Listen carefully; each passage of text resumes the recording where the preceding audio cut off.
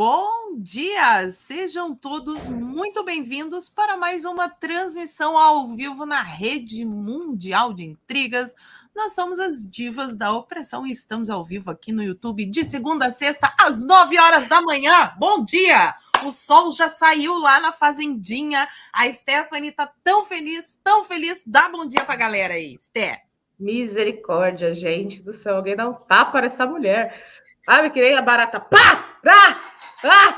Bom dia, Bom Rede dia! Mundial de Intrigas. Estou com esse meu bom humor matinal maravilhoso. Quase não dei patada nos outros hoje. Meu marido que o diga, coitado.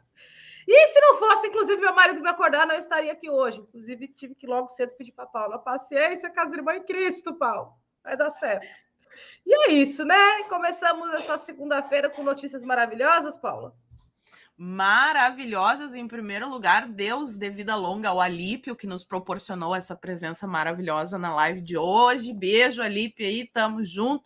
As notícias de hoje são sensacionais. Deixa eu mudar, eu vou diminuir a stack, fica diminuída aí no canto. Cara, hoje nós temos OVNIs. Por que estão falando tanto sobre OVNIs? Com certeza isso é uma distração para algo muito mais importante que está acontecendo e vocês saberão disso hoje. Nós temos aí o Partido dos Trabalhadores, dos Pobres, fazendo um jantar que convite custa 20 mil reais, gente. Temos juízes que não querem voltar para o trabalho presencial, eles querem continuar no home office para não serem oprimidos. Claro, o título da live, Lula passando vergonha internacional. Tem um vídeo do Biden com a Janja, que é muito esquisito, quero mostrar para vocês.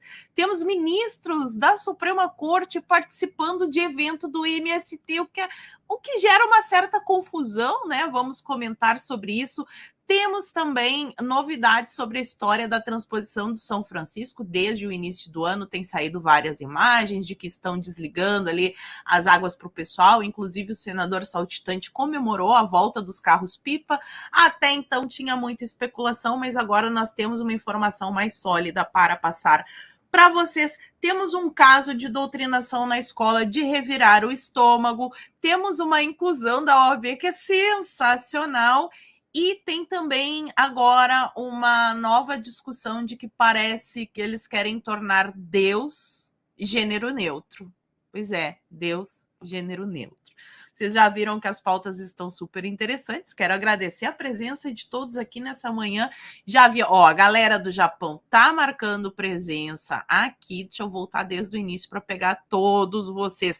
Minas Gerais, a Valdilene, a Sandra de Franca, São Paulo, Luiz Andrade trazendo maçãs, beijos, José Carlos de Jaraguá do Sul, Léo Iati e a Jussara também, que presença confirmadíssima. Bom dia, Janaína. Quem mais? Deixa eu ver aqui. A Renata de Belo Horizonte. Renata também está sempre presente aqui na live. Nath, uma caxiense da Irlanda, de Caxias do Sul, acho que sim, né? Caxias do Sul ou Duque de Caxias? Não sei, mas é caxiense e está na Irlanda. Aliás, esse horário de manhã, os brasileiros que estão fora do país acompanham bastante. Muito obrigada pela nossa audiência internacional. Deixa eu ver, Pernambuco, o Daniel tá dando bom dia, o Wellington de Osaka, já falei, a Marília de Porto Alegre, tchê, calor demais em Porto Alegre, até estava comentando que não aguento mais esse calor, quero que acabe o verão e o carnaval. Tiaguin de Gamer, de Uruguaiana, mas Visconde do Rio Branco, Denise, bullying na live. Eu faço bullying na live mesmo, Léo. A Fabiana Lima também, queridona, sempre presente. Caio de Curitiba. Enfim, a galera do Brasil inteiro. Luciana do Ceará. Bom dia de Matinhos, no Paraná. Mais um, do Japão. Silvio Yamamoto. O José Carlos está perguntando o que é carnaval. Carnaval, ai, meu Deus, é complicado, né? Divide opiniões aí.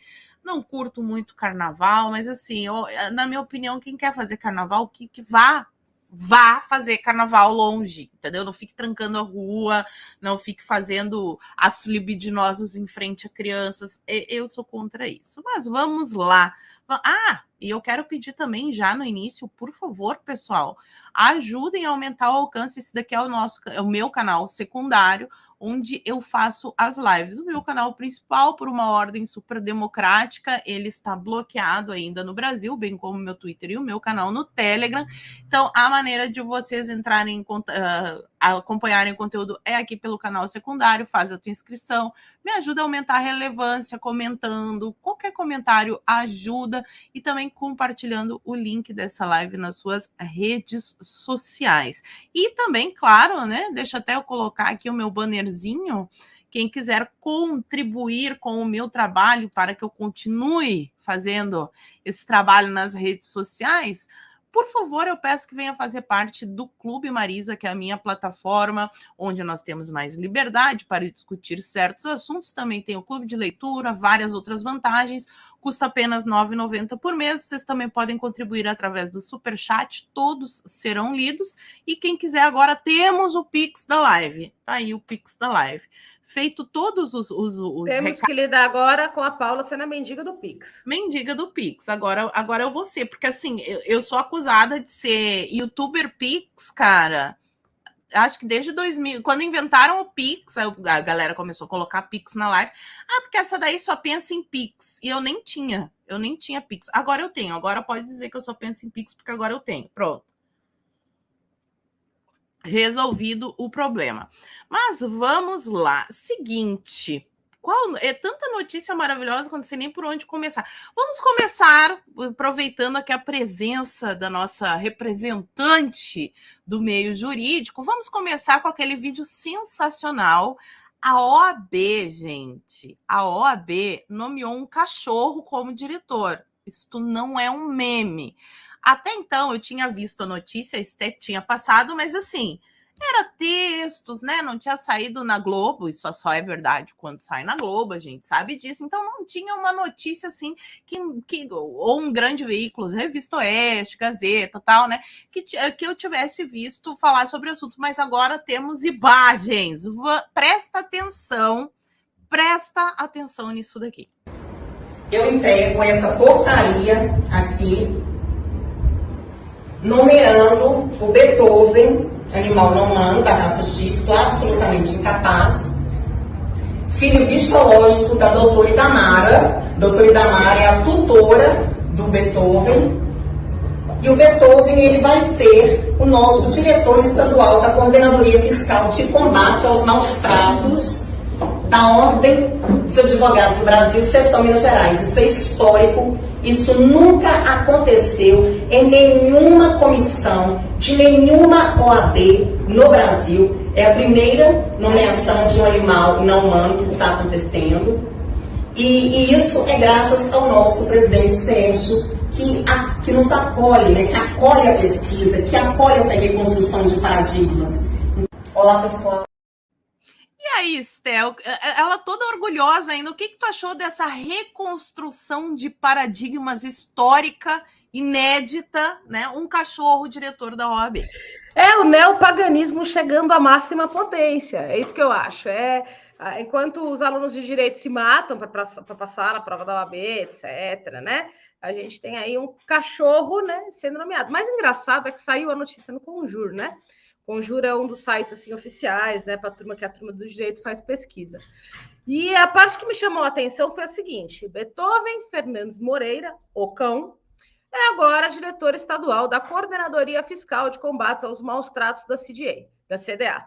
Ele ainda não anunciou os seus planos de trabalho no novo cargo, que ocupará até 2024. Fico pensando assim, como que o cachorro vai anunciar os seus planos de trabalho?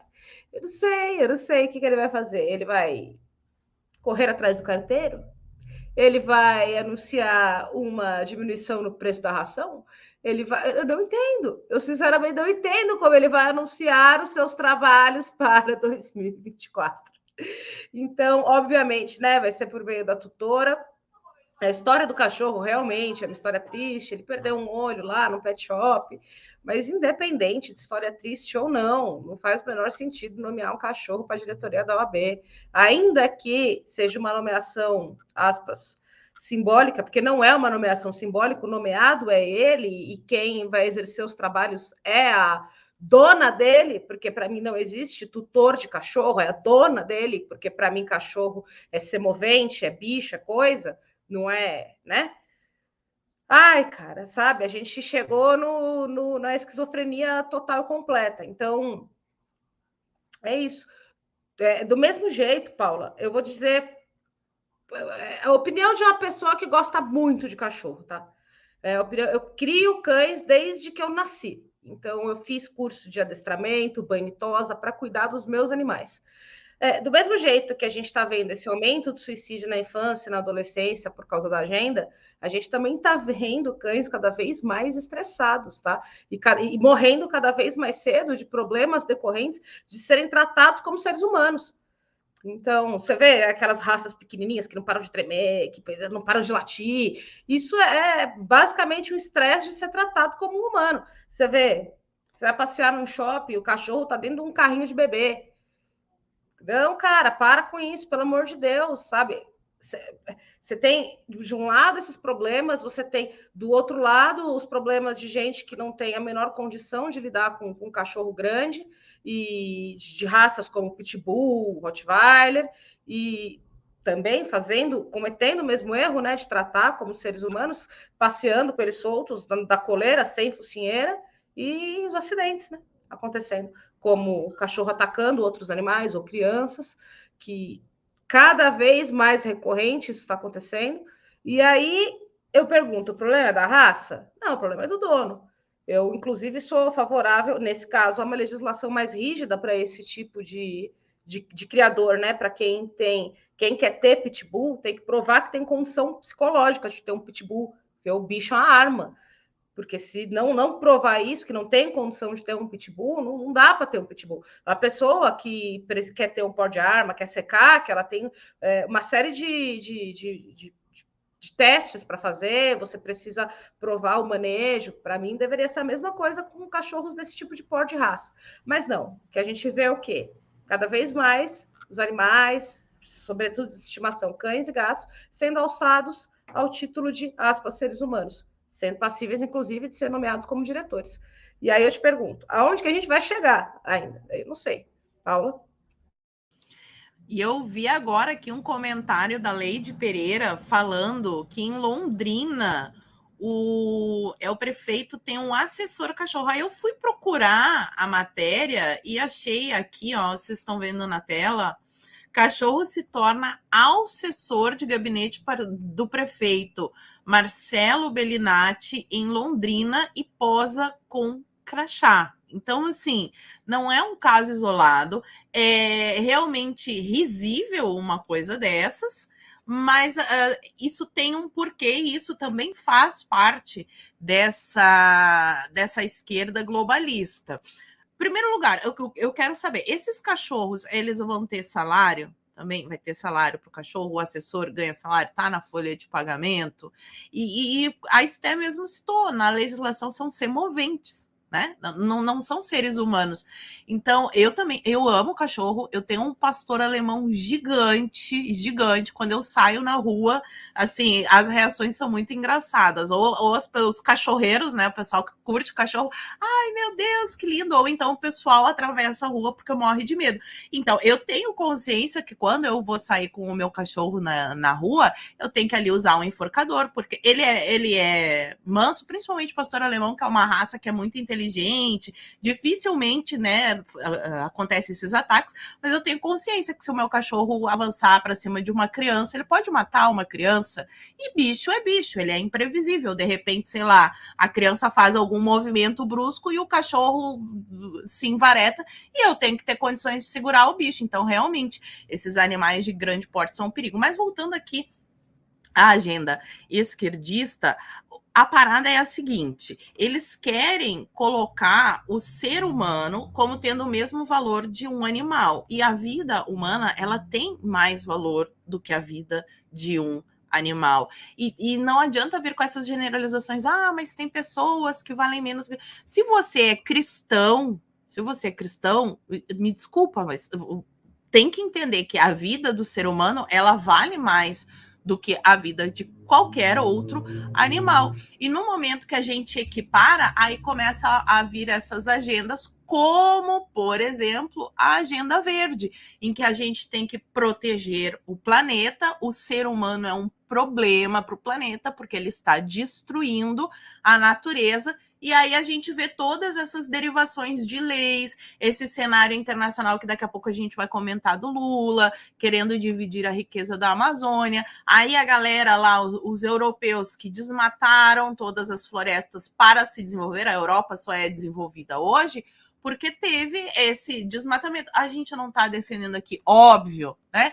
Que saiam por aí desmatando tudo, queimando, poluindo, jogando mercúrio nos rios. Não, a gente tem que aproveitar os recursos naturais de uma forma consciente, até porque se a gente não fizer isso, quem vai se dar mal somos nós mesmos. Agora, a preferência sempre tem que ser do ser humano. O ser humano tem que ter uma casa para morar. Se ele vai ter que derrubar ali meia dúzia de árvores para construir a casa e ter um espaço para morar, ou se vai derrubar árvores para criação de gado, para alimentar pessoas, então isso será feito de uma maneira planejada, de uma maneira responsável, mas terá que ser feito. E aí, ao mesmo tempo que o pessoal reclama do desmatamento, das agressões à natureza, que assim, esse desmatamento é feito para plantações de comida, para criação de animais, para comida. É o mesmo pessoal que reclama que os índios estão passando fome.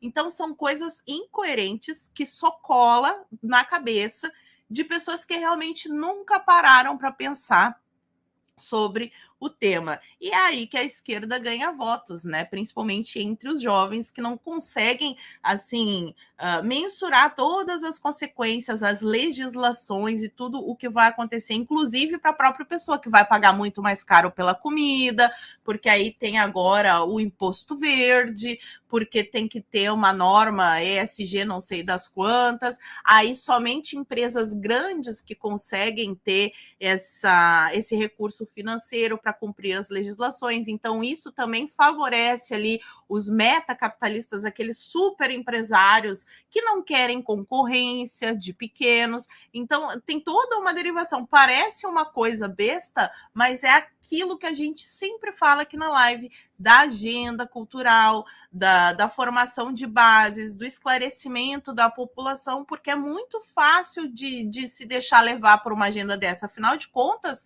a preocupação com os animais, ela é bonita, tem um valor, claro, mas quando ela é levada ao extremo, aí começam os problemas. Então, ninguém está defendendo aqui. Eu gosto ali, ó, tem uma gata morta no meu sofá. É o horário dela fazer a daninha no sofá, tá aparecendo só a metade. Gosto de gato, de cachorro, bichos eu gosto no de geral. qualquer bicho. Para mim, o melhor rolê que tem é rolê ecológico, sabe? Para mim.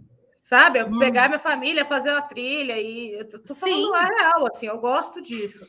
Só que não se justifica a esquizofrenia que a gente vive hoje. Inclusive, a dica que eu dou para os parlamentares que querem combater essa agenda é formar a bancada contra a fome. Porque, na verdade, a agenda para acabar com isso. A agenda ecológica vai de encontro, né, que tenta estabelecer o ESG e esse lance da ONU 2030, é basicamente escassez de alimento. E aí vamos comer o quê? Comer inseto, né? Então, aí entra a agenda, é uma coisa ligada na outra, né?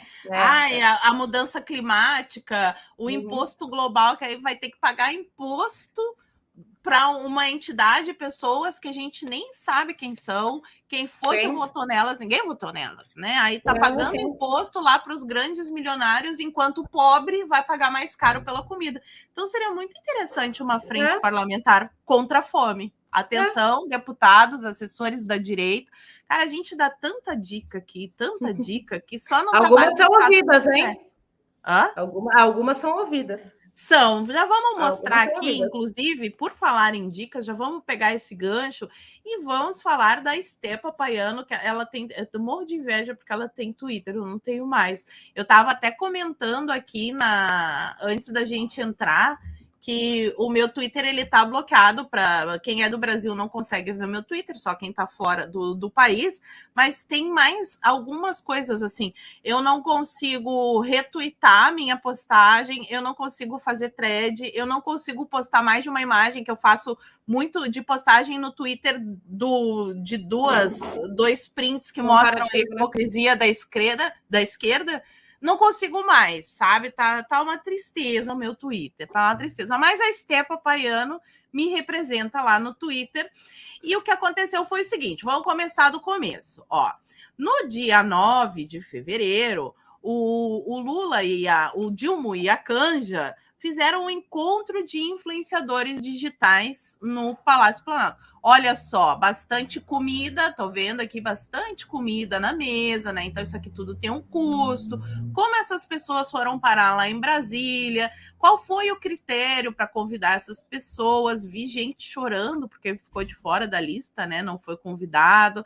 Ali, ó, o blogueirinho aquele do capacitismo, que é uma agenda globalista também, eu já comentei algumas vezes que subiu, ele tentando dar a mão para o Lula e o Lula não querendo dar a mão para ele. Galera do Faz o L, tem esse índio aqui também que milita bastante, já vi ele em outros lugares, enfim, né, galerinha da esquerda.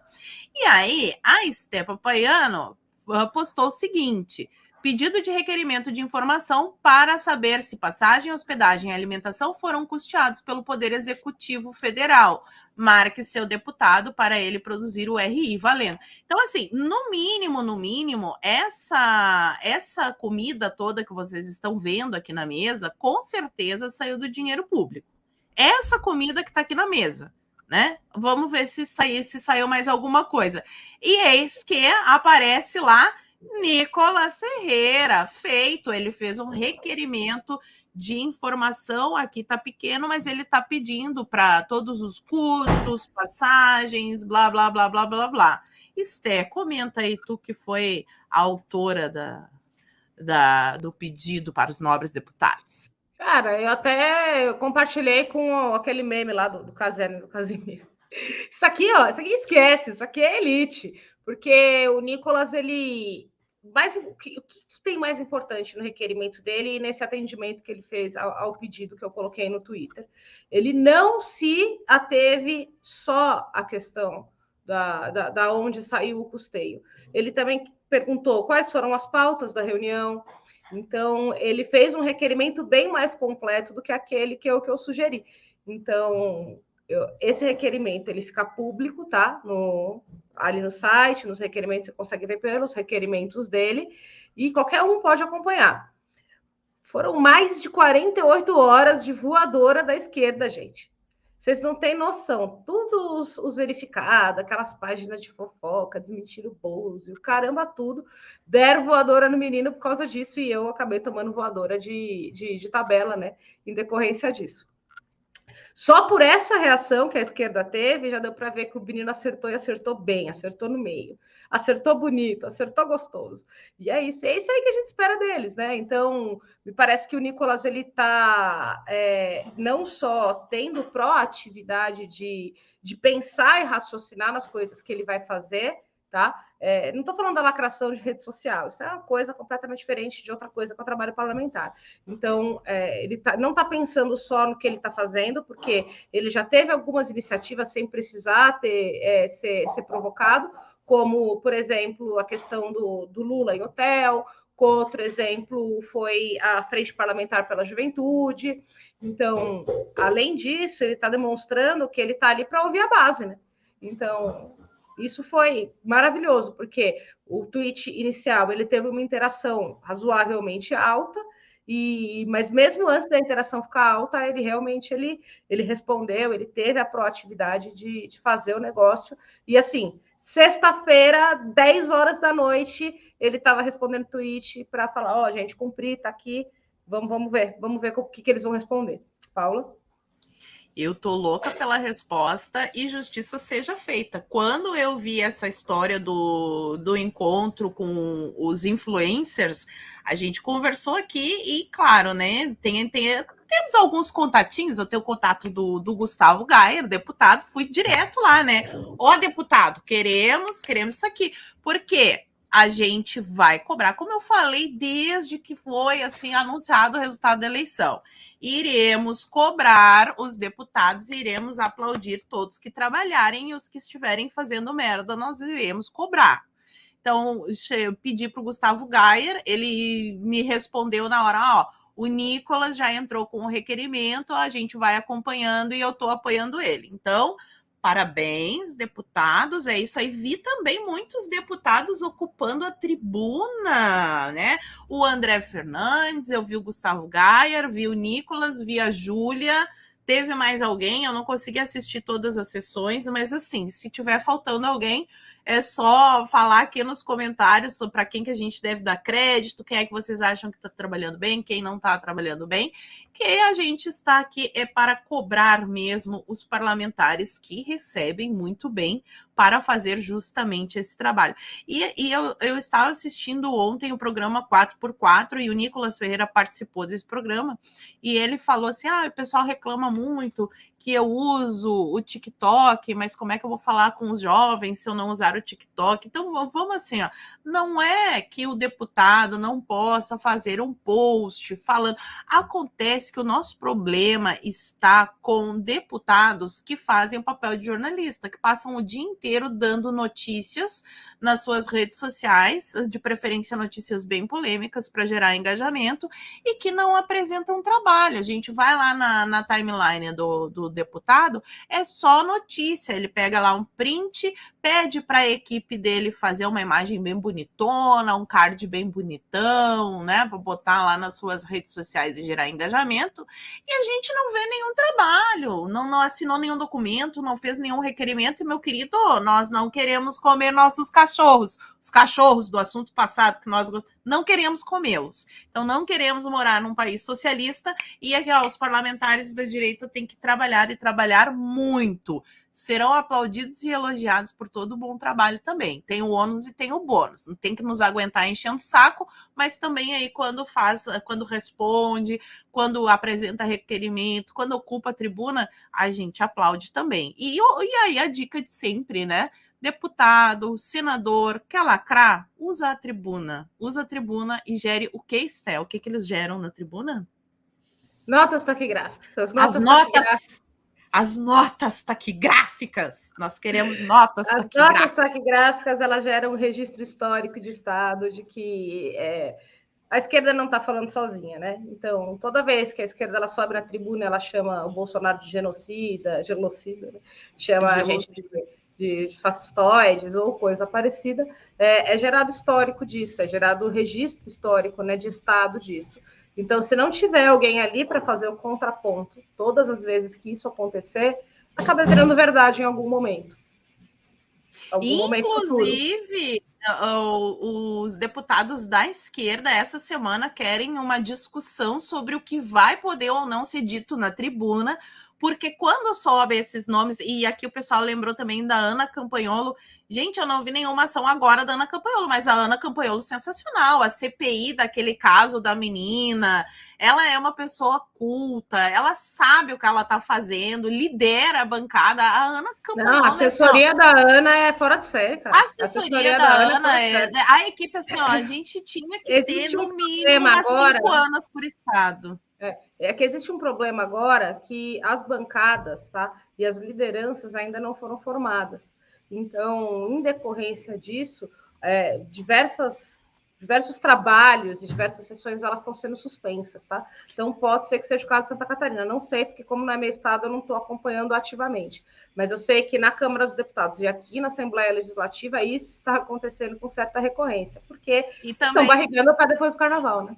Sim, não, e também assim, ó, tem outro fator aqui em Santa Catarina, é o Jorginho, querido, que é o governador. Então, é um pouco mais tranquilo, né? Se o trabalho da Ana Campanholo é fiscalizar o executivo e ela está num estado, para quem não lembra, o senador Jorginho foi aquele que chamou o Renan de corrupto, ladrão. Nossa, ele saiu, ó, sentou a madeira no Renan na CPI do circo. Ele tem uma aparência, assim, de senhorzinho, bem calminho, mas montou num porco espinho, lavou a alma do povo brasileiro e hoje ele é o governador de Santa Catarina. Então, assim, nesse sentido também, a Ana tem um trabalho um pouco mais tranquilo do que a galera que é responsável por fiscalizar o Lula, né? Se é que vocês me entendem, a galera que tem que fiscalizar o Lula, que são os nossos deputados federais, eles têm que estar trabalhando muito mais do que a Ana que está aqui em Santa Catarina.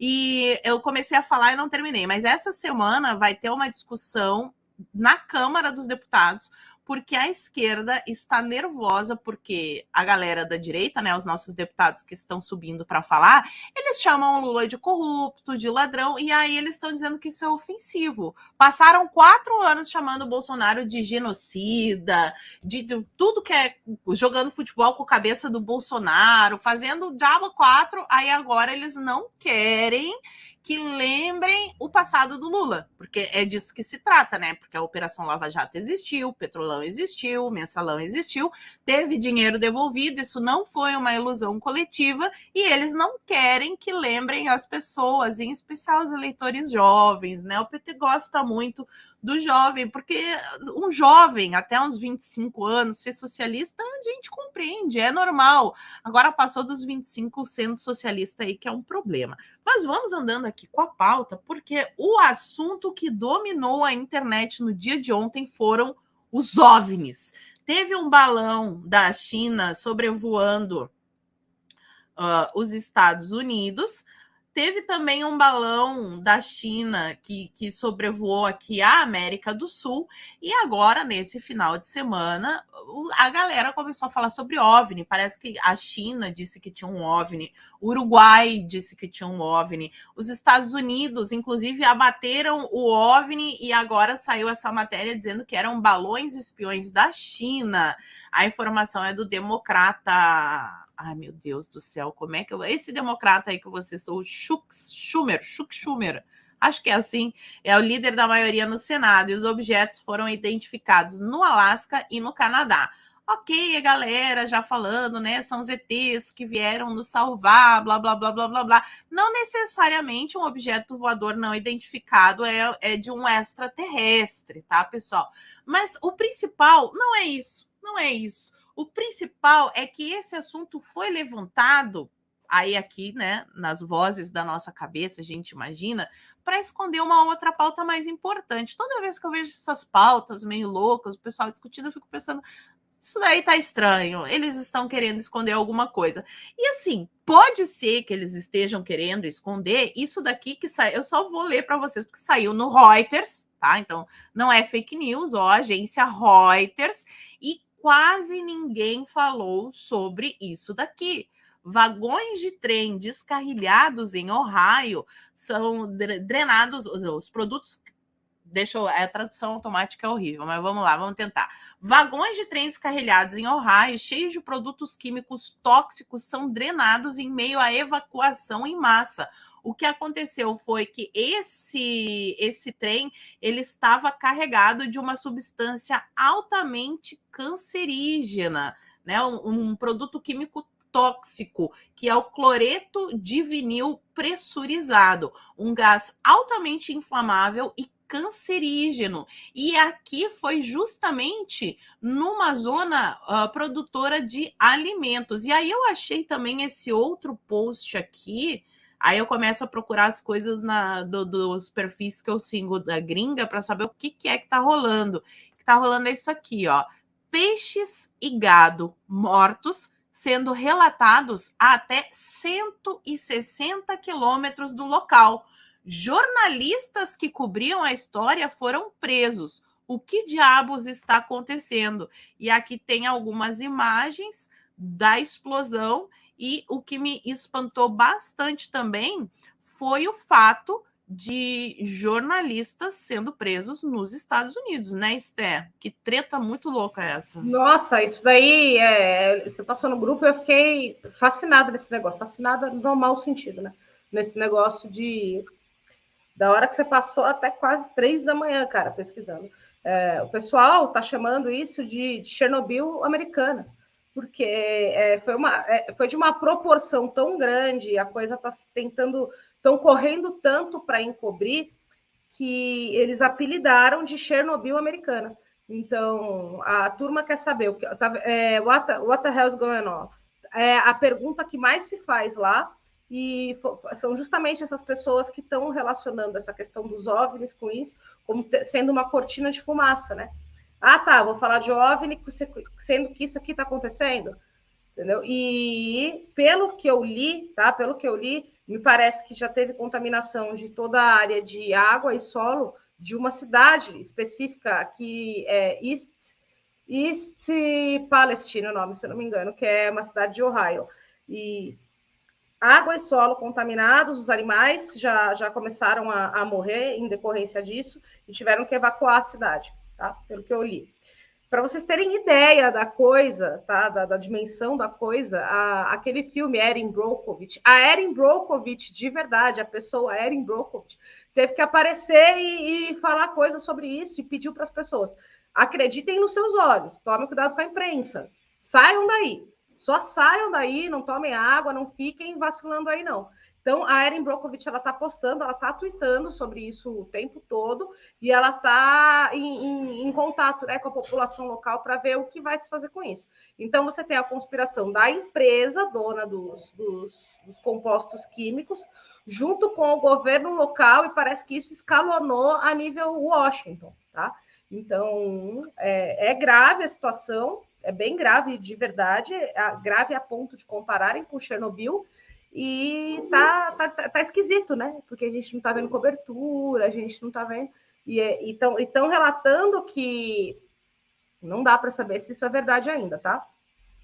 Mas pelo que eu li em algumas postagens, e aí vamos aguardar alguma informação oficial sobre isso, essa cidade de East Palestine, ela pode ficar inabitável por 60 anos. Então, aguardar informações que sejam mais confiáveis sobre isso. Ainda não dá para saber, o pessoal do Project Veritas está começando a fazer uma cobertura mais ostensiva desse negócio, principalmente quando souberam que tinham jornalistas sendo presos, eles começaram a ir atrás para poder ver o que estava acontecendo ali. E, né, pelo jeito, o governo Biden, super ecológico, não é tão ecológico assim, porque a gente tem aí na gestão dele um desastre a nível de Chernobyl nos Estados Unidos, e pelo que isso tem relatório oficial já falando que é o maior desastre natural da história dos Estados Unidos. Paula? Aí casualmente aparecem uns OVNIs, assim. Desastre natural, não. Desculpa, desastre ambiental, perdão. Desastre ambiental. Aí casualmente, justo nesse dia que acontece toda essa desgraça, surge o OVNI e toma conta das manchetes de jornal. Então, sempre comecem a desconfiar quando algo muito extraordinário, assim, do nada, e toda a imprensa está falando a mesma coisa, pode ser uma cortina de fumaça, e nesse caso, uma cortina de fumaça cancerígena que está fazendo uma cidade ser evacuada. E já que a gente está nos Estados Unidos, vamos ao tema principal da nossa live, porque chegamos a comentar na sexta-feira que Lula iria lá visitar o titio João Bidê nos Estados Unidos para vender a Amazônia, quer dizer, dividir as riquezas da Amazônia com todos os povos, né? We are the world. Todo mundo de mãozinha dada, a bandeira branca, e foi o Lulinha, paz e amor, falar com o titio Bidê. E aconteceram várias coisas interessantes.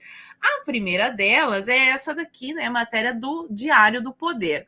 Afora fotos com o anfitrião, Lula nada trouxe da viagem aos Estados Unidos. Falta de declaração conjunta mostra pouca importância da visita. Lembrando que, assim, o Bolsonaro era um pária internacional, o Brasil era um anão diplomático, o mundo tinha virado as costas para o Brasil, mas titio Bidê pediu para ligar para o Bolsonaro e chamar ele para intermediar uma reunião lá nos Estados Unidos, né? Ele foi chamado, foi convidado e foi muito melhor recebido depois da próxima rodada, depois que você comentar primeiro sobre o Lula, aí depois a gente vai para a Janja, que aí a coisa é ladeira abaixo. Mas neste primeiro momento, o que o Lula conseguiu foi 50 milhões para ajudar a Amazônia de maneira totalmente desinteressada, sempre pensando no povo, no bem e na fome dos Yanomami, né, Esther? Pelo amor de Deus, né, Paula? Então, veja, esse desastre que a gente acabou de falar, ele aconteceu, foi há uma semana atrás, tá? Esse descarrilamento não gerou uma explosão, conforme eu tinha postado.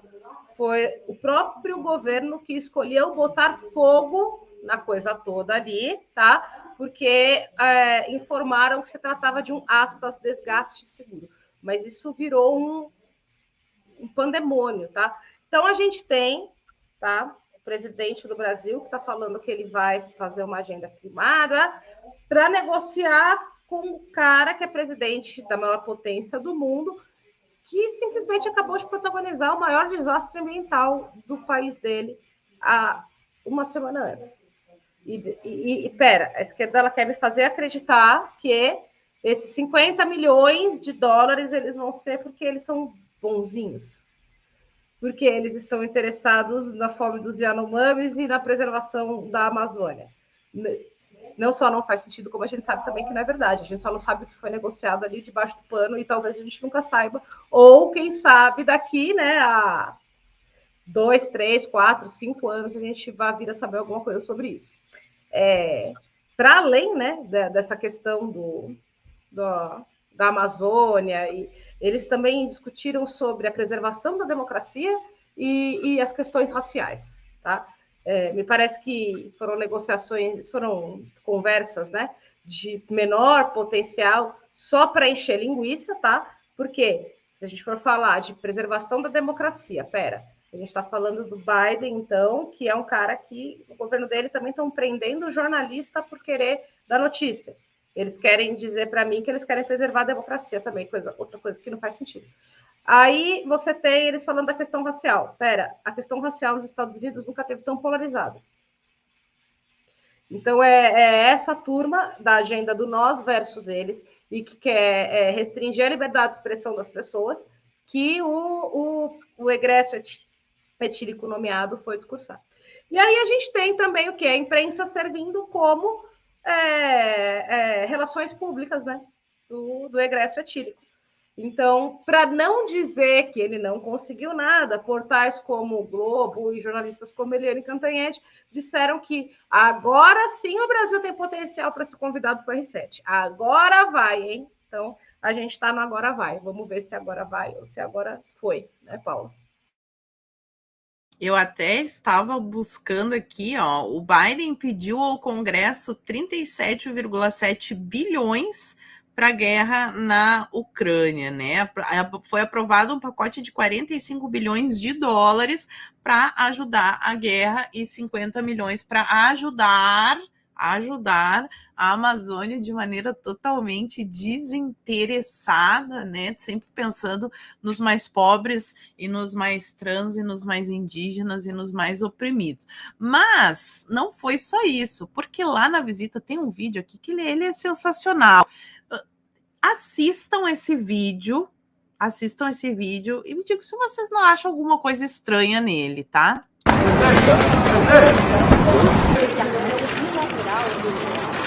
Obrigado.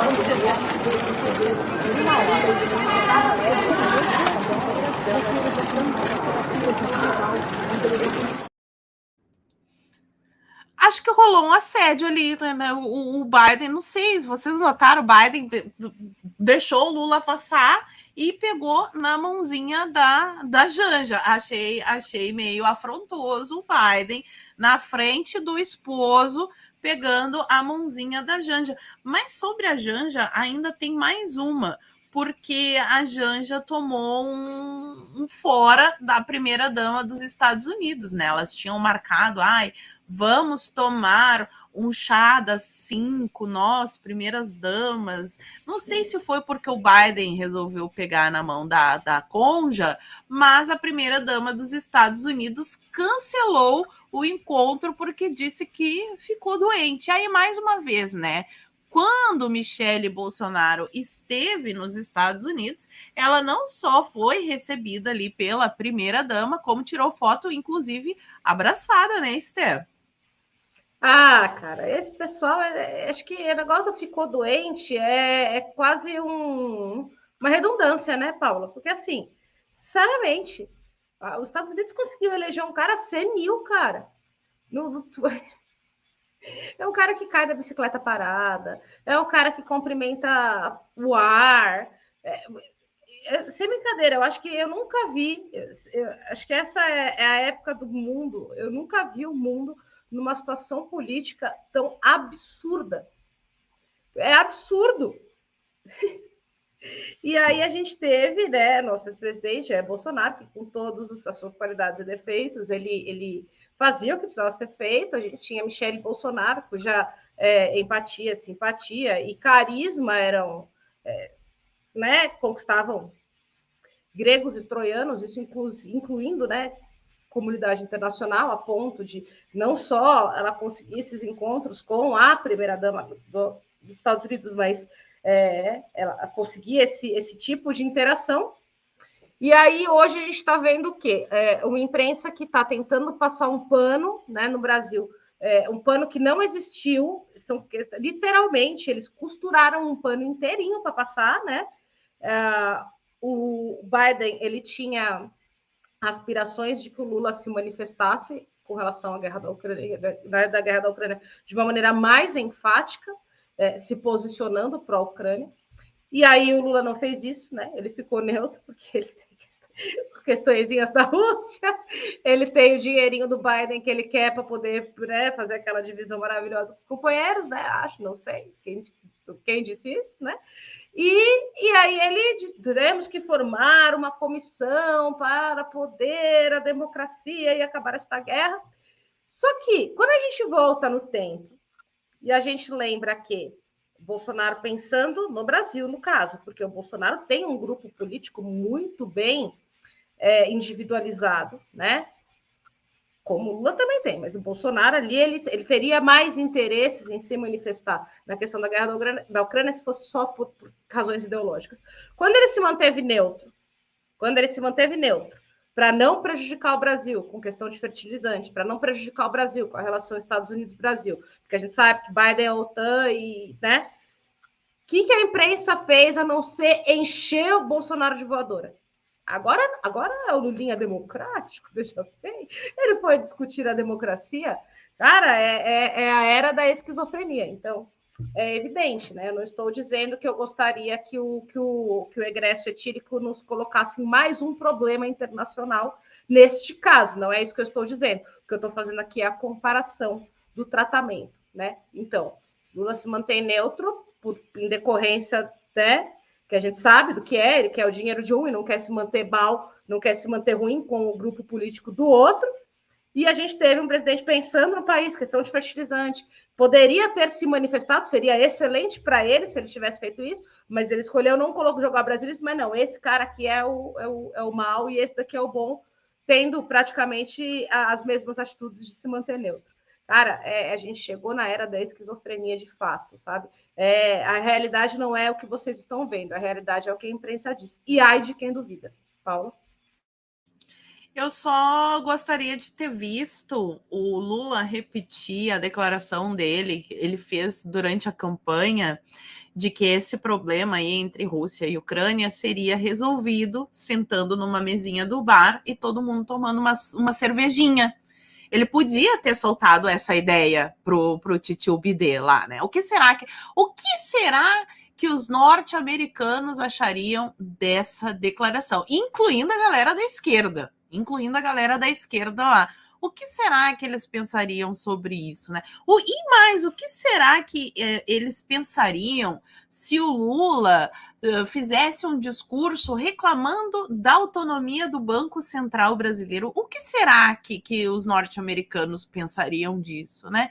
Interessante, muito interessante. Mas então tá, o Lula já foi, o Lula já voltou, e enquanto isso, no Brasil, a gente teve um evento lindo, um evento democrático, um evento maravilhoso, do qual participou um lindo e querido ministro do STF. Não sei se a gente pode falar, né? Mas a gente só quer comentar só um pouquinho. Por favor, não nos mande para a cadeia, titio Levan.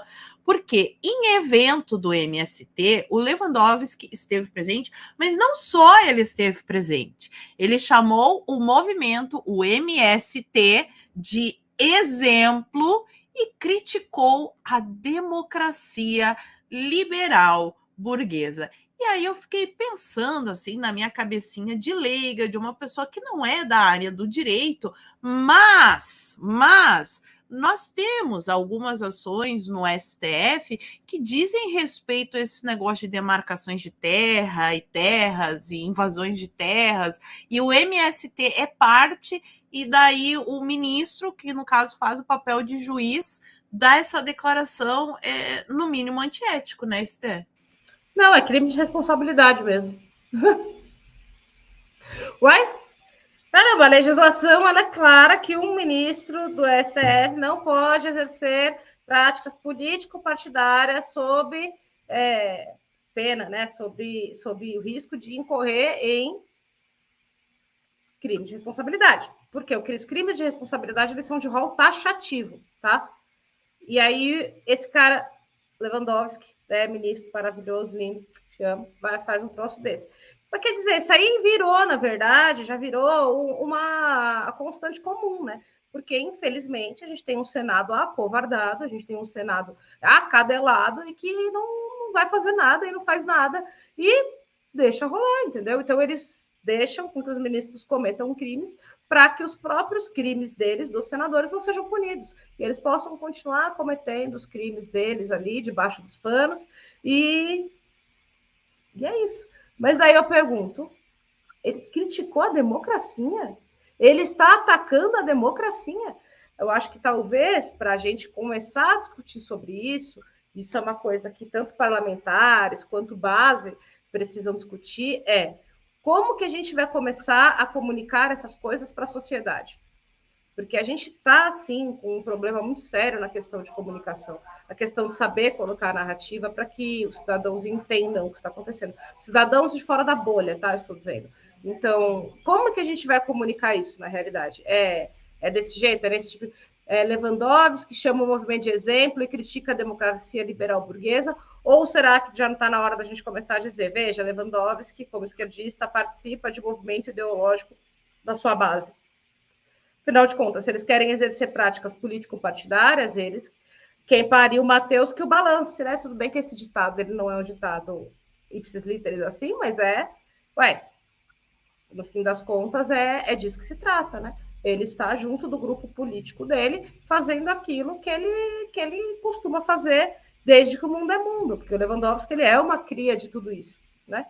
Então, eu acho que está na hora já de pegar esses ministros que já estão identificados, né, como sendo parte do movimento revolucionário de esquerda e jogar eles para este grupo político, porque é lá que eles pertencem, né? Isso, na minha humilde opinião. Mas isso é necessário com que tanto parlamentares quanto base comecem a dialogar entre si, comecem a ver esses congressos produzindo documentação, para que a gente possa definir isso de uma maneira que seja eficiente a partir de uma agenda de metas, né?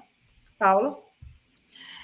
O bom dessa manchete, dessa declaração, é que deixa muito claro assim, que quando os ministros do STF, os parlamentares da esquerda, os políticos da esquerda, a esquerda no geral, quando ela fala que está defendendo a democracia, na cabecinha deles existem dois tipos de democracia. Democracia na cabeça do povo, no geral, né? Quem não acompanha política, ouve a palavra democracia, a primeira coisa, pensa que democracia é uma coisa boa, é o contrário de ditadura.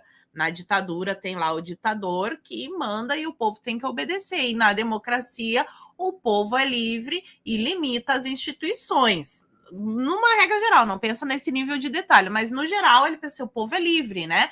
O povo tem liberdade de expressão, pode fazer ali, né? Não cometer crimes, óbvio, as pessoas não têm que ser incentivadas a cometer crimes, mas assim, falar não é crime, comentar e dar opiniões não é crime, não deveria ser, pelo menos, na democracia, quando a gente fala em democracia.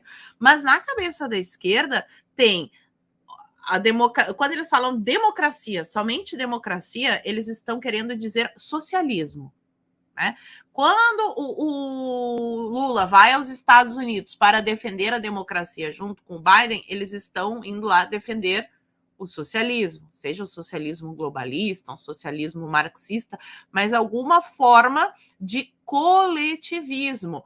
Para quem está na plataforma lá no Clube Marisa e já fez o curso do Politicamente Imbatível, eu falo muito sobre isso.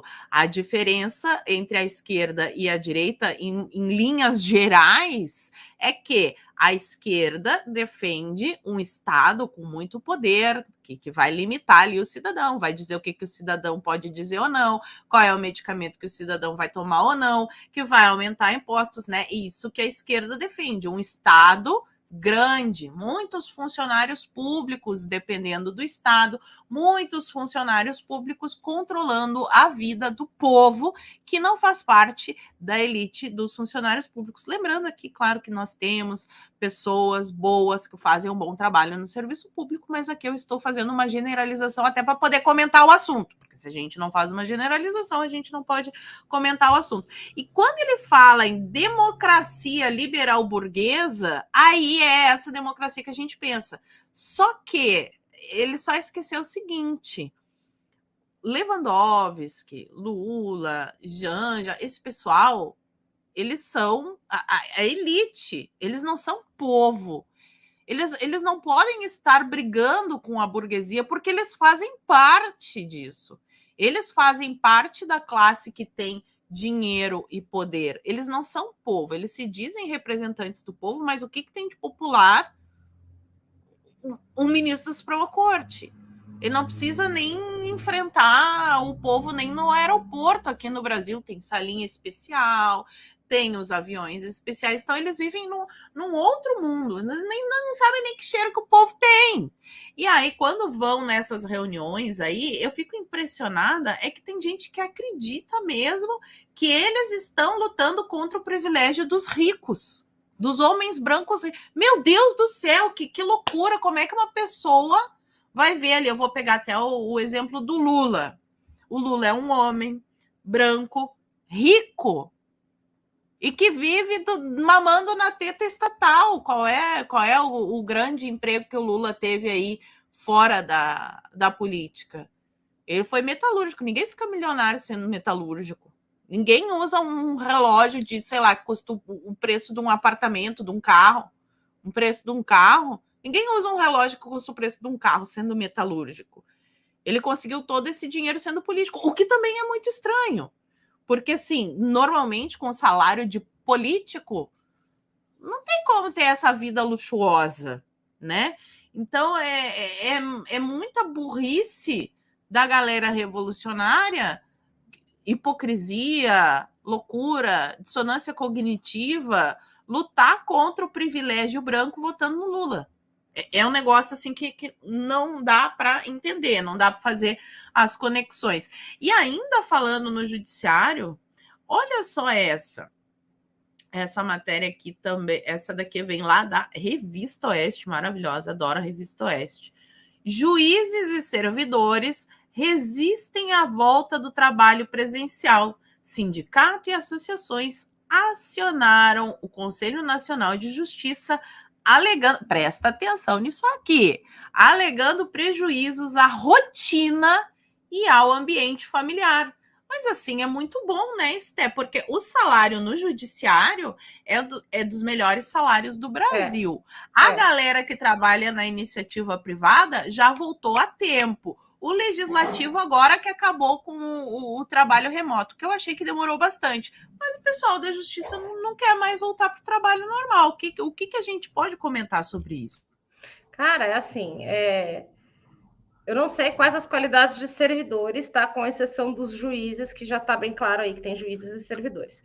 Eu não sei se são escrivãos, eu não sei se são cartorários, eu não consigo, né, saber qual a qualidade, mas deve ter de tudo, né? Então, eles querem ficar em home office, né, ou em trabalho híbrido, sendo que não estão digitalizados todos os processos da justiça. Não estão digitalizados. Tem processo aí que tem 20 anos tramitando e que é processo físico. E tem que processo na Suprema Corte novo, que também é processo físico. Se a pessoa precisa fazer vista de um processo, ela precisa que o cartorário esteja lá. Entendeu? E aí os caras simplesmente não querem ir trabalhar, assim, é o ápice, né? Então, depois que a gente passou por todo esse problema de pandemia, que as pessoas foram forçadas a ficar em casa, né? E essa turma, ela não foi forçada, essa turma foi a que pressionou para que as pessoas ficassem em casa, porque quando você tem estabilidade, dane-se, né? Quando você tem estabilidade, dane-se as pessoas que não têm. Então, essas são classes de pessoas que forçaram esse fique em casa e que agora não querem voltar a trabalhar. Por quê? Porque não fazem nada, ganham para ficar em casa. Porque quando você diz assim, as pessoas, as empresas, né, que conseguiram colocar as pessoas para trabalhar em home office de maneira remota, tiveram que fazer um baita do investimento em software, tiveram que fazer um baita do investimento dando subsídios para as pessoas poderem ter material em casa, por exemplo, um computador, por exemplo, teve empresa que teve que dar toda a parte ergonômica para as pessoas poderem ficar em casa, tá?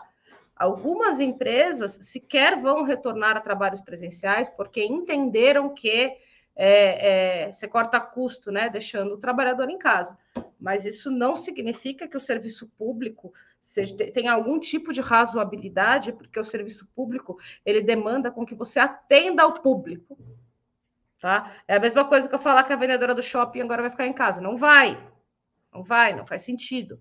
É a mesma coisa que eu falar que o atendente do fast food vai ficar em casa. Não vai, porque é trabalho que lida com o público. E o serviço público, em sua maioria, ao menos, deveria estar à disposição da população para atendê-los presencialmente, no mínimo. Então, o que a gente tem é isso daí. E eles vão pressionar, tá? Até que eles consigam, inclusive, uma legislação que se arraste, tá? Para que todas as pessoas que não tenham a necessidade de estar lotadas, né, nos seus empregos, possam ficar em casa trabalhando de maneira home office. Eu, por exemplo, eu sou uma pessoa que eu não funciono bem no home office, tá? Eu acredito que o trabalho presencial cria aquela licença de unidade, cria uma série de coisas que o home office ele impossibilita. Mas, independente disso, na iniciativa privada, você tem essa opção de escolher, porque trata-se de iniciativa privada. Agora, serviço público, pelo amor de Deus, é um escárnio, né, Paulo? E é uma elite. Aqui nós estamos falando do privilégio de uma casta, de uma elite, de servidores que tem estabilidade, e este é o grande problema da estabilidade no serviço público. E aí eu posso falar com local de fala, porque eu fui servidora pública e pedi demissão quando eu vi que aquilo lá estava me transformando em um ser humano pior, porque a estabilidade geralmente leva as pessoas ao comodismo. O ser humano é assim, o ser humano precisa de estímulo para que ele não fique acomodado. Por que uma pessoa vai querer melhorar, fazer cursos, se tornar um profissional melhor, se o salário dele vai continuar a mesma coisa? As promoções geralmente não são por meritocracia, geralmente as promoções são por causa de vínculos políticos. Quem é que indica os desembargadores? Quem é que indica os cargos de confiança? Por que a gente está vendo esse judiciário aparelhado? Porque, infelizmente, existem essas indicações políticas. Inclusive, na semana passada, eu acho que a gente não conseguiu comentar porque não deu tempo, mas o Princeso, o deputado Luiz Felipe, quando eu fiz a live com ele, eu fiquei com vergonha de chamar ele de Princeso. mas como ele não está aqui, eu chamo. O Princeso, ele quer fazer uma reforma no judiciário que eu acho extremamente pertinente. Aliás, acho que seria extremamente pertinente a gente começar a discutir a estabilidade dos servidores públicos, porque é um excelente meio de aparelhamento esse negócio de estabilidade e indicações políticas. A gente precisa fazer essa revisão em todo o sistema para parar de ter militância paga com dinheiro público. E por falar em militância paga com dinheiro público, saiu a nomeação do André Siciliano, que agora vai trabalhar no governo do Lula, que ele, assim, tinha a lista das rachadinhas, que a esquerda ficou enchendo o saco, porque o Flávio Bolsonaro estava na lista. A direita falou, ok, vamos investigar. Então, rachadinha, vamos investigar todo mundo, começando pelo 43 milhões. O Flávio era 1, pouco, não chegava a 2 milhões. Claro que é bastante dinheiro, mas se comparar com 43 milhões, é pouco. Que é o esquema da rachadinha que agora saiu da linha do PT. Mas tem uma outra rachadinha. Uma rachadinha que assim, é um esquema que eles fazem, que isso daqui direto acontece no serviço público, que é isso aqui, ó. Para arrecadar fundos, PT organiza jantar com ingressos de até 20 mil. O evento ocorre na terça-feira, amanhã, e deve contar com a presença de Luiz Inácio Lula da Silva. Então, aqui nessa matéria, eu quero destacar já de cara duas coisas. Primeira, ingressos a partir de 20 mil no Partido dos Trabalhadores, que diz defender os pobres. Eu não preciso explicar muito, né, qual é a contradição que tem aí. E segundo, esses jantares, eles são organizados frequentemente, e aí funciona assim, ó. Se você foi eleito pelo partido, ou se você está em alguma diretoria, ganhou algum cargo, alguma coisa assim, você é obrigado a comprar o convite do evento, senão você perde o seu emprego. É assim que funciona, tá? É bem assim que funciona. Já trabalhei em prefeitura, sei como é que é. Como eu era concursada, eu não precisava comprar, mas eu vi ali o pessoal que é indicação política e assim, jantares caros, tá? Não é... Eu acho que o ingresso mais barato aqui deve custar uns 200, 300 reais. Tem aqui o preço. O Partido dos Trabalhadores completou 43 anos e na programação de comemoração está um jantar com convites que vão... o mais barato é 500 reais. De 500 a 20 mil reais. Então, aí imagina, né? Porque quando a gente está falando sobre servidores públicos, indicações políticas, nós temos desde ali ministros e grandes cargos, mas nós temos, por exemplo, diretores ou assessores que ganham ali um salário de 3, 4 mil reais e daí tem que comprar um ingresso de 500 reais. É uma bela diferença no orçamento, né? O que tu achou desse jantar maravilhoso aí do PT, Esté? Paula, eu entendo que dá para fazer outro requerimento de informação aí, tá? Essa brincadeira dá para ir atrás disso. Mas, tá? Atenção, deputados, temos mais serviço para vocês. Hoje a Stephanie vai incomodar. Eu não posso incomodar por enquanto, mas a Stephanie vai incomodar. Peraí, só um minutinho. Não, perdão, eu pedi para minha mãe colocar um negócio na tomada para mim, que senão vai desligar meu computador. Deus. Desculpa. Mas, Paula, assim, quando você lê qual que é a finalidade, tá, desses ingressos, que é fortalecimento de bases, etc., eu fico pensando, por que raios os conservadores e a direita já não fizeram isso? Para poder fundar o Centro Cultural Olavo de Carvalho. Você entende onde eu quero chegar? Na verdade, o Centro Cultural Olavo de Carvalho já existe no Paraná, né? É uma iniciativa dos alunos, tu tem que arrumar outro nome, já te falei, já te disse isso. Não precisa, pode ser o mesmo. Conversa com eles para a sessão, para eles poderem entrar junto. Quanto mais gente, melhor. Entende? Então, que seja Centro Cultural Conservador, mas para mim tem que levar o nome do Olavo de Carvalho, porque ele deu start em tudo isso que a gente está vivendo hoje, tá? Mas hoje a gente não tem um mísero Centro Cultural. E esse tipo de jantar, você vai no final do dia lá, sei lá, 300, 400 pessoas, você angaria 400, 500 mil reais. Então, por que não fazer esse tipo de iniciativa, né? Então, quando eu vejo isso, eu falo, obviamente, eles são meus opositores, eu tenho as minhas ressalvas quanto a tudo isso, eu sei qual é a finalidade deles, que é a expansão do socialismo, isso é óbvio e ululante, mas eu fico me perguntando por que a gente não tem uma organização nesse nível, desse lado de cá, sabe? Então, os liberais, eles têm, tá? Porque eles têm lá o IFL, eles têm lá o negócio do outro lá, aquele Instituto Mises, eles têm até uma pós-graduação. O conservador hoje está no freestyle, não está se profissionalizando. Então, eu tenho as minhas críticas, obviamente, com relação a isso, porque eu sei que isso vai ser um problema para a gente, mas eu não consigo não olhar para o nosso lado e ver que a gente está engatinhando, eu acho que ainda é pouco, sabe? A gente ainda está começando a engatinhar. E quem sabe a gente chegue lá para conseguir esse tipo de organização. Paulo? O que eu vi, assim, do PL eu não vi nada, que é o PL é o partido que abrigou ali a base conservadora, né? Os eleitores do Bolsonaro, a galera conservadora, que a gente ainda não tem um partido, isso até é um assunto para uma próxima live.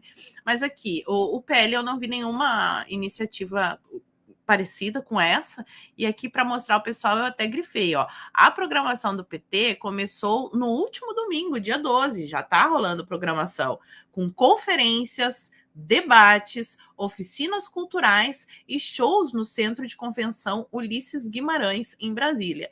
E aí, tem um deputado aqui do Rio Grande do Sul, que é o Tenente Coronel Zuco, ele é cria do Mourão, tá? Ele é cria política do Mourão, ele é assim com o Mourão, mesmos ideais. E ele chegou em Brasília com a proposta de fazer o Foro de Brasília em contraposição ao Foro de São Paulo. Em primeiro lugar, já mostra que não entende nada de como é que funciona a coisa, porque o Foro de São Paulo só é o que ele é hoje, porque ele não começou com holofotes da mídia, ele começou, né, discretamente, que era assim que teria que começar um foro de oposição ao Foro de São Paulo. Neste foro, o Zuco quer levar políticos para falar sobre o conservadorismo.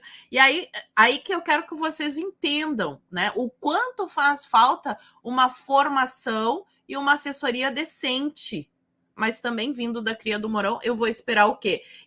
Em nenhum momento se fala sobre conferências, debates, oficinas culturais e tem até shows, né? Porque se fala muito, os artistas da direita, precisamos de mais artistas da direita. Tá, e daí? E o incentivo também para a galera. Então, pessoal... O mísero convite, né? Sabe? Aí o cara vai fazer o Foro de Brasília somente com ali os amiguinhos, deputadinhos dele ali, só nós aqui que somos os deputados. Então, ele não é esse Foro de Brasília, ele não é realmente para fazer um trabalho de base. Ele é uma autopromoção dos políticos que ficam ali naquela masturbação ideológica, que é isso que eles vão fazer lá, e se auto-jogando confetes, porque eles estão, cagando e andando para o povo. O importante para este deputado é aparecer na mídia e dizer, olha só como eu estou lutando pelos conservadores. Por favor, sejam mais espertos, não caiam mais nesse papinho aí não, ele não é um idiota com iniciativa, não. O cara me apresentou plano de reconhecimento facial. Vem com essa bosta dessa ideia do Foro de Brasília. Fora outras coisas que não poderei comentar aqui no momento, porque o jurídico pediu para eu dar uma maneirada aqui nos comentários, então eu não vou comentar. Mas vamos adiante. Gente, saiu aí vários vídeos desde que o Lula assumiu. Eu tenho acompanhado vários vídeos de pessoas mostrando que a transposição do São Francisco está secando. Inclusive, eu vi uma postagem do senador saltitante que Não sei, meu Deus do céu, sabe? Como é que uma pessoa comemora a volta do carro-pipa, sendo que a gente acompanhou no noticiário a máfia do carro-pipa, né? O quanto eles usavam a falta de água das pessoas. Para mim, isso é um ser humano que não é um ser humano. Usar a sede, a falta de água das pessoas, não ter água em casa para conseguir desviar dinheiro, é um negócio assim que não tem explicação. A gente viu o post do senador saltitante, eu estava acompanhando as imagens, mas assim, infelizmente, as informações que eu tinha eram desencontradas, eu não podia bater o martelo, porque de um lado estavam dizendo que o PT tinha feito aquilo de propósito, o que por mais que seja o PT, eu me recusava a acreditar que o PT seria tão imbecil a ponto de dar esse tiro no pé, porque lá no Nordeste, justamente o projeto que o Lula vivia falando, a transposição de São Francisco, de levar água para todos, pô, isso daí vai repercutir mal para o PT, porque mesmo que a pessoa não entenda de política, o que ela entende é que quando o Bolsonaro estava no governo tinha água na torneira e agora que o PT entrou não tem mais. Isso é muito simples da pessoa entender. E aí eu vi, por outro lado, a narrativa da esquerda, da mídia, falando que era uma manutenção programada, que já desde a época do governo Bolsonaro, que eles iam fazer a manutenção, e eu estava acompanhando o caso, e agora saiu uma matéria na revista Oeste que elucida um pouco essa história, ó. Deputados do Nordeste querem fiscalizar transposição do São Francisco. A obra foi finalizada no governo Bolsonaro e ela estaria sendo sabotada. Então, realmente parece que existe aí uma sabotagem, porque os parlamentares alegam que receberam denúncias de interrupção no fornecimento de água depois do retorno do presidente Lula. E aí estão no grupo André Fernandes, gosto muito do André Fernandes, viu? O general Girão, Sargento Gonçalves, Cabo Gilberto Silva, esse daqui também é bem bom, gosto bastante do Cabo Gilberto. Rodrigo Valadares, Capitão Alden, Dr. Jaziel, Clarissa Tércio e o Coronel Meira. Eles estão apresentando à mesa diretora alguns questionamentos, porque essa história está muitíssimo estranha, né, Esther? Não está só estranha, não, né? Quando foi, se não me engano, em dezembro do ano passado, foi em janeiro desse ano, meados de 20 de janeiro desse ano, quando começou todo esse burburinho sobre a questão da transposição de São Francisco, o André Fernandes foi lá ver o que estava acontecendo já.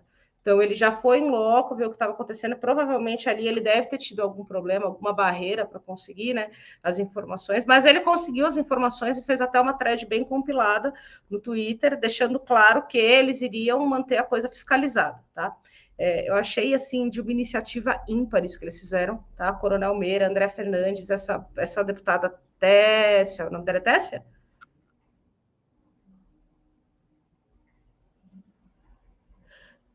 Todos eles, além, e essa moça, Clarissa Tércio, eles estão não só de parabéns, como isso é o que eu chamo de unidade de bloco parlamentar. Isso é maravilhoso, tá? Isso, assim, isso é elite, tá? Como o meme do Casimiro. Então, isso que eles estão fazendo é aquilo capaz de enquadrar e colocar o governo Lula, principalmente dessa região, na parede.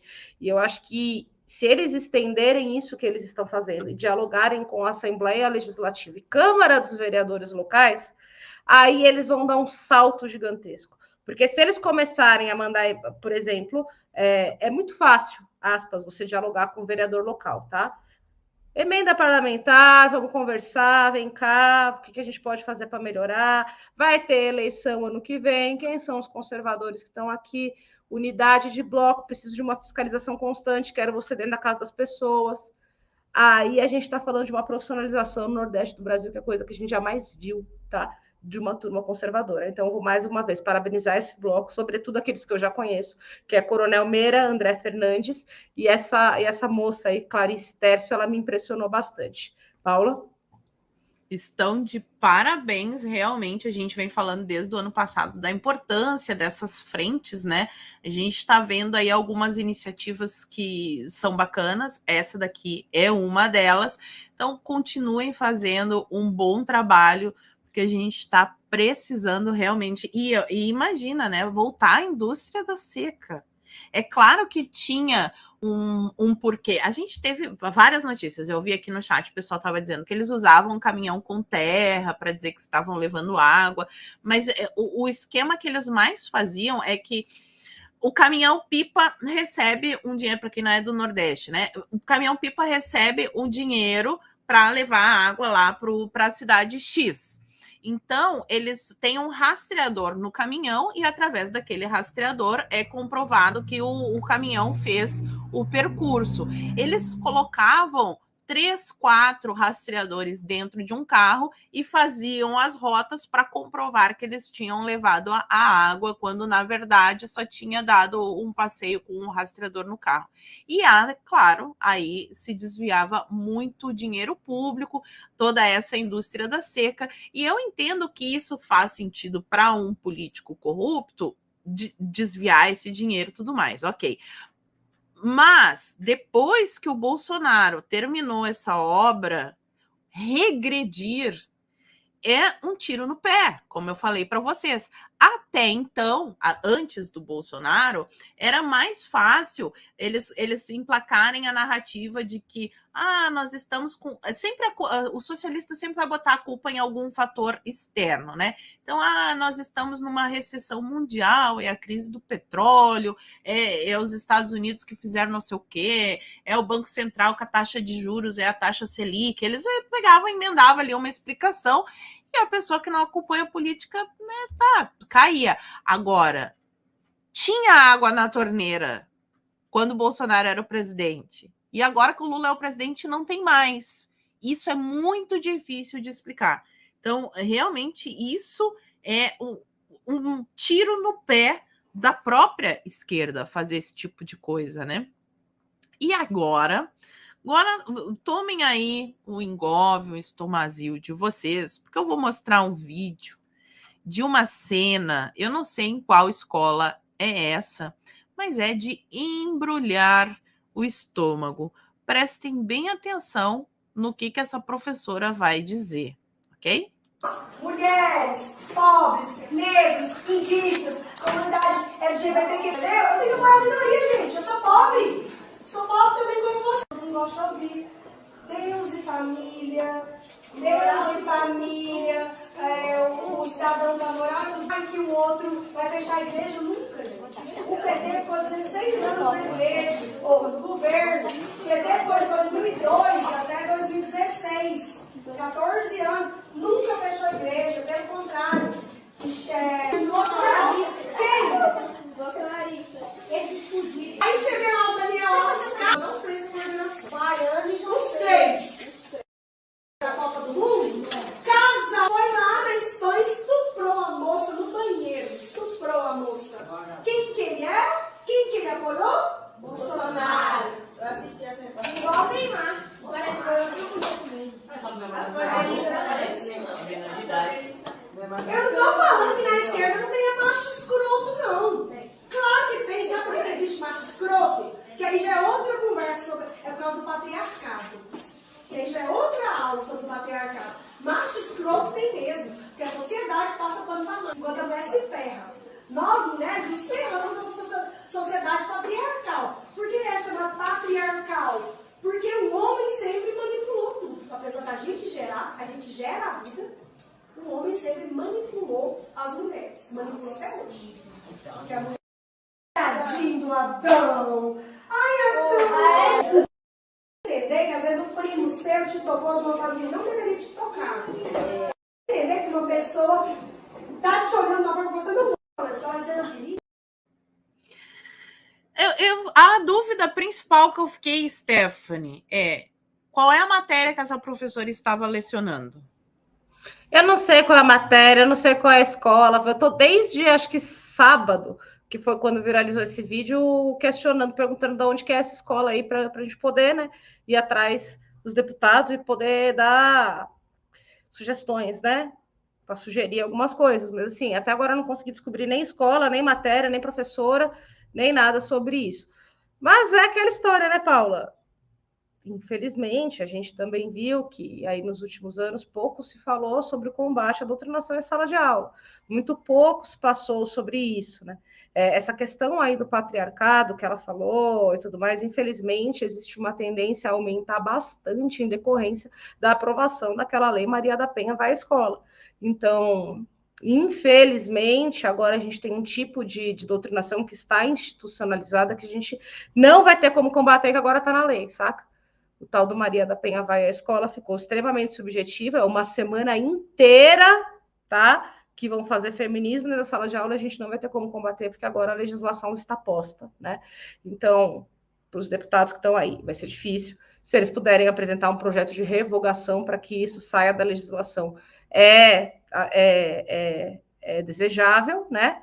Mas eu acredito que não vai ser tão simples assim, não vai ser tão fácil assim, porque uma vez que eles derrubem o Maria da Penha vai à escola, eu acho que o STF vem para cima, bota de volta, e bom, vocês já sabem todo o resto, né?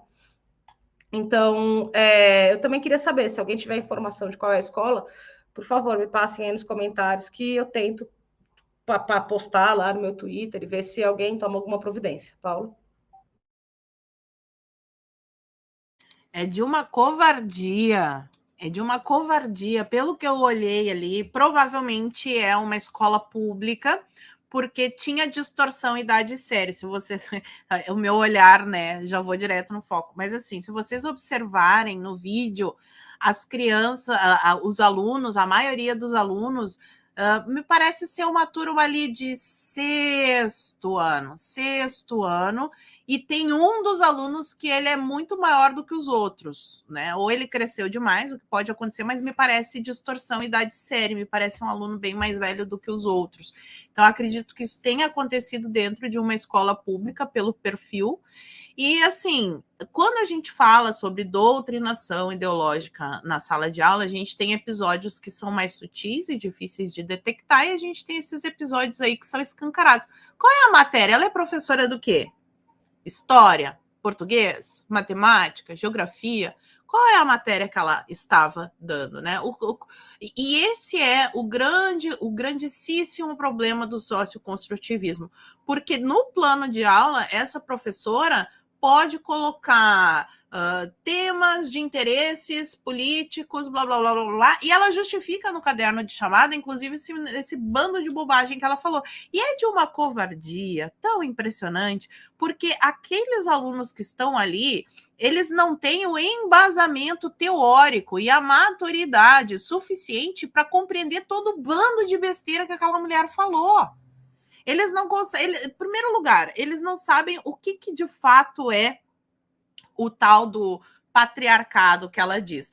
Porque o patriarcado cristão presume que a mulher e o homem se casam e ficam juntos para sempre para ter os seus filhinhos. E neste casal, a mulher respeita o marido e o marido respeita a mulher. Cada um deles tem a sua função. O marido é o provedor e a mulher tem uma função que é imensamente mais nobre, que é de formar os futuros seres humanos, educar, cuidar da casa. E quem acha que isso não é importante é uma pessoa que realmente não tem noção da realidade, porque existe algo mais nobre do que formar um ser humano? Se existe, eu desconheço. Mas, enfim, este é o patriarcado. E aí, o que eles fazem? Eles usam das distorções. Mas o patriarcado, o pai bebe fora de casa, chega em casa e bate na mãe. Bom, não é isso que o patriarcado defende. Isso daí é uma distorção de um cara que é um grandíssimo filho da mãe e que não dá valor para a família dele, porque se ele faz esse tipo de coisa, de agredir a mãe dos filhos dele, ele é um cara que merece estar atrás das grades, porque não se agride o coleguinha. Independente se coleguinha é mulher, homem, gay, verde, extraterrestre, a gente não deve fazer isso, né? Agressão gratuita. E quando se fala de um homem agredindo uma mulher, é uma coisa muito mais covarde, porque o homem tem muito mais força. Então, eles utilizam dessas distorções discutindo um assunto extremamente profundo, complexo, que as crianças que estão lá não têm capacidade cognitiva para discutir isso. Eles deveriam estar aprendendo, por exemplo, a norma culta da língua portuguesa, quais são as capitais do Brasil, o que é, qual é a diferença das características climáticas do norte. questões efetivas e que as crianças hoje não sabem. E que saem da escola e vão trabalhar em subempregos, não conseguem virar empreendedores porque não sabem nem a tabuada. E aí estão discutindo o governo Bolsonaro, o patriarcado, o problema da poluição no mundo e todas essas agendas que eles não têm subsídio para discutir. Então, primeiro, para criar uma consciência crítica, que a esquerda tanto fala, né? Vamos criar uma consciência crítica. No caso, quando eles estão falando isso, eles estão falando mais sobre a teoria crítica da escola de Frankfurt, que é criticar tudo o que existe na sociedade ocidental. Então, eles têm que criticar o patriarcado, eles têm que criticar a forma como o gado é criado, a forma como as cidades são construídas. Eles têm que criticar, porque eles precisam derrubar o modo de vida ocidental, porque aí vai surgir uma coisa maravilhosa que ninguém sabe exatamente o que é. Mas uma consciência crítica de verdade, no sentido de pensar sobre os assuntos, só pode ser formada no momento que eu dou as ferramentas para que essa pessoa consiga desenvolver um raciocínio crítico embasado.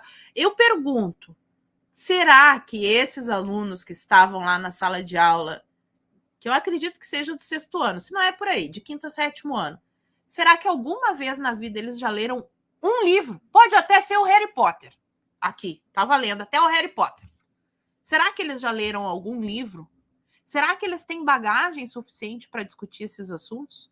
Porque esse é o grande problema da doutrinação, é jogar assuntos extremamente complexos que já vem com a solução, né? Ali a professora está jogando a polêmica do patriarcado já com a premissa de que o patriarcado é algo ruim, sendo que os alunos não têm como refletir, não têm um contraditório. Isso não é criar uma consciência crítica, isso é criar uma reação sistematizada, é o apito de Pavlov, né? Quem não conhece, procura aí. Quando toca o apito, essas pessoas terão determinada reação. Então, o que está se formando ali é uma sociedade que, quando se fala patriarcado, as pessoas ficam histéricas. Basicamente é isso. Vamos ver aí, né, se a gente descobre qual é a cidade, qual é a professora. Eu vou ficar acompanhando, vou trazendo as atualizações para vocês. Mas agora são 10h32. E a gente já vai encerrando este nosso lindo programa nesta manhã de segunda-feira maravilhosa. Lembrando que as lives aqui são patrocínio dos meus apoiadores no Clube Marisa. As minhas redes sociais estão bloqueadas. Por favor, me ajudem a continuar aqui na internet. Enquanto a Esté vai se despedindo do pessoal, eu vou dar uma olhada aqui se tem algum superchat para a gente ler. Vai lá, Esté. Pessoal, quero agradecer demais a audiência de vocês, pedir para vocês acessarem lá para fazer parte do Clube Marisa, www.paulamarisa.com.br e o Pix da prof.paulamarisa@gmail.com, porque agora ela é mendiga do Pix. Quero dizer que isso não é publi, não ganho nada com isso, tá? Estou tentando ajudar a minha querida amiguinha quanto posso. E é isso, pessoal. Espero vocês amanhã, nesse mesmo bate-horário, nesse mesmo bate-local, para que nós possamos comentar as nossas notícias maravilhosas desse Brasil Bananil. Paula? Hoje nós só tivemos um superchat da Suzana Nilson. Muito obrigada, Suzana. E ela doou numa moeda que eu nem sei qual é, cara. Que moeda é essa? Deixa eu ver aqui. Ela está no exterior, com certeza, por ter usado essa moeda SEC. Ai, meu Deus, que coisa chique! Eu recebi em coroas suecas. Coroas suecas nesta live. Meu Deus! Meu Deus do céu! Depois disso eu vou me mudar para os Alpes suíços, gente. Superchat não tivemos. Um dia eu descobrirei como é que se faz pergunta por superchat, quando entrar. E daí eu falo para vocês. Mas por hoje é isso. Muito obrigada pela presença de todos vocês. Amanhã, às 9h, estaremos aqui. Mas por hoje é só. Fiquem todos com Deus. Um beijo e até a próxima. Fui.